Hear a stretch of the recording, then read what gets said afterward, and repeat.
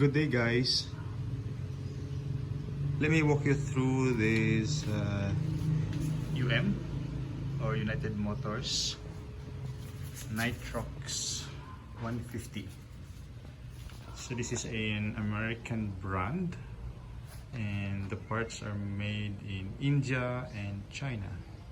So this is currently marketed here in the Philippines. So it's a 150cc motorcycle.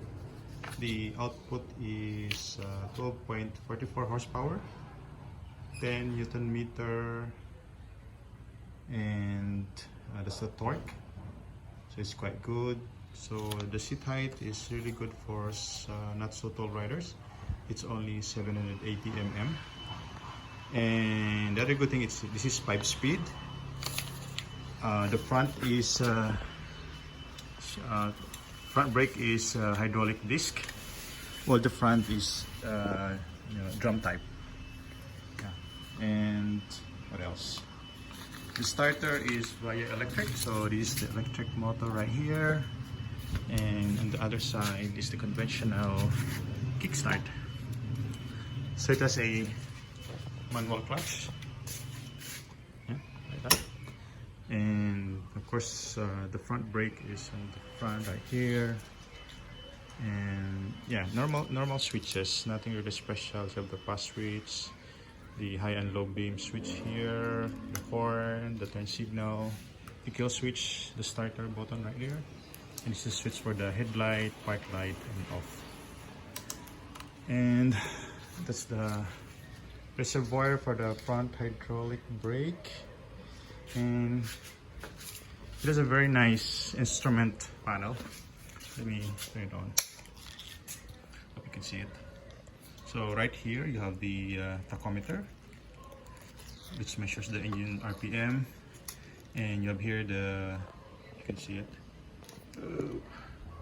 It's a bit blurred, but because of the lighting, I hope you can see right there. So you have the speed there, the gear indicator. So right now it's first gear. You have the odometer right here, and very nice. It has a fuel gauge. Yeah, and it also has a trip meter. Yeah, so you can switch between trip and odo. And to reset the trip meter, you have to press it long, and it will reset to 0.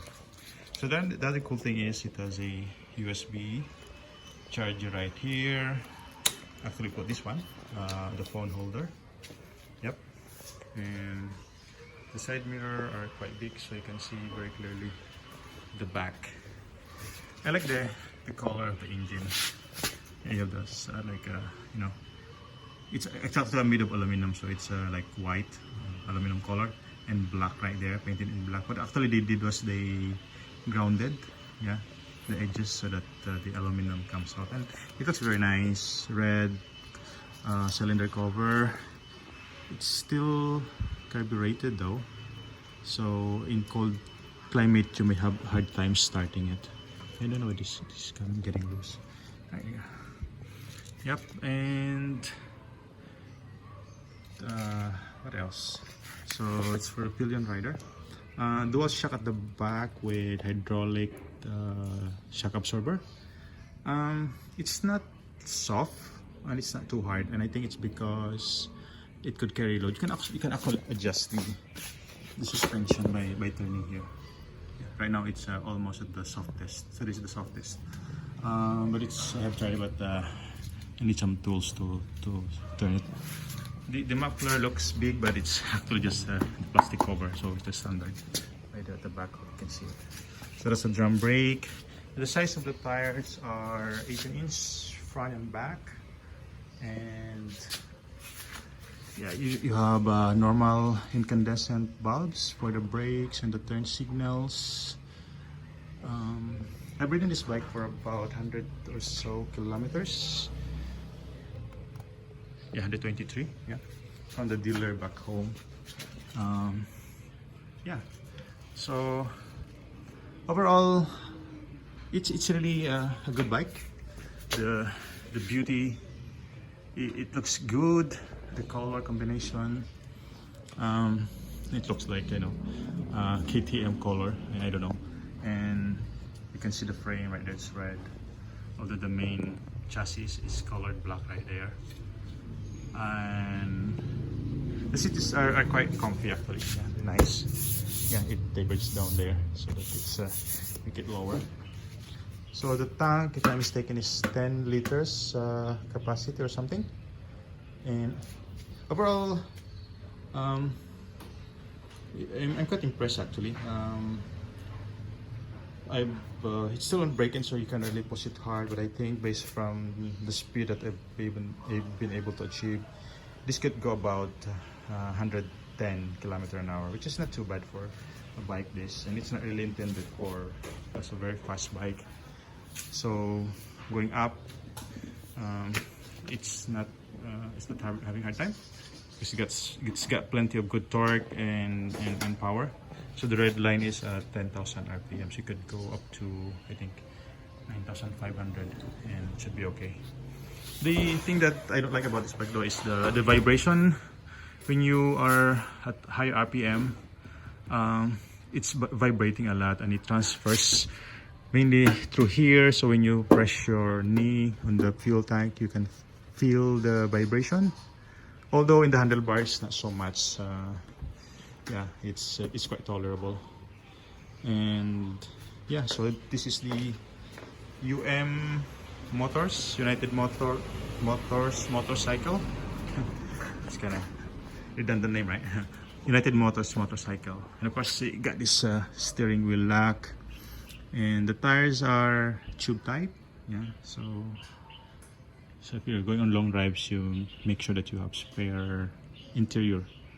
Yeah, and this is there's the clutch mechanism inside, and this, what do you call that, connection to the lever, and you have of course the foot brake here. There you go. So the thing I don't like about this bike is, the other thing I don't like about this bike is, look at that. It's supposed to be leaning more towards the left, right? A lot, but this time it's not that much. So if you move it a little bit, it will actually fall to the right. So they put a very tall, what do you call that, side stand, and I tried fixing it yesterday, but it's still high. So what I'm gonna be doing is I'm replacing this with a shorter one. So I measured it from here to here. That's 23 centimeter, so 230 mm, and I'm going to replace it with about I think that was like a 200 mm long. So hopefully that solves this problem. Overall, as I mentioned, it's a good bike. The only thing I complain is, the main complaint is the engine vibration when you're at top speed. Plus, there are some, some things there that are not that perfect. Like here, the screws that they use are corroded. What are they getting? It's dripping. Yep. So yeah, so hopefully this basic walkthrough and a little bit of review, not really thoroughly, can help you, to understand about this motorcycle.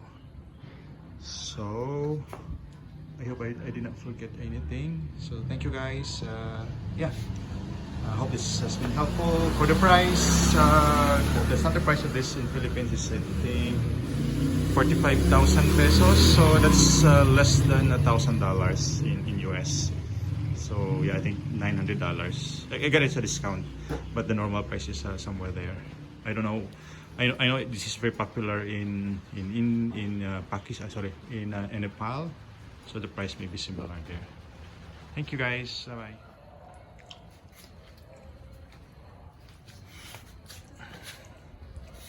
The lean is maybe an angle better now, although the smaller side stand didn't really fit, so it's a bit dark. Just put it back and made the hole a bit longer, so that in effect this will be shorter, so that helps a little bit. But overall, it's still too tall. Yeah, so that's the bike there.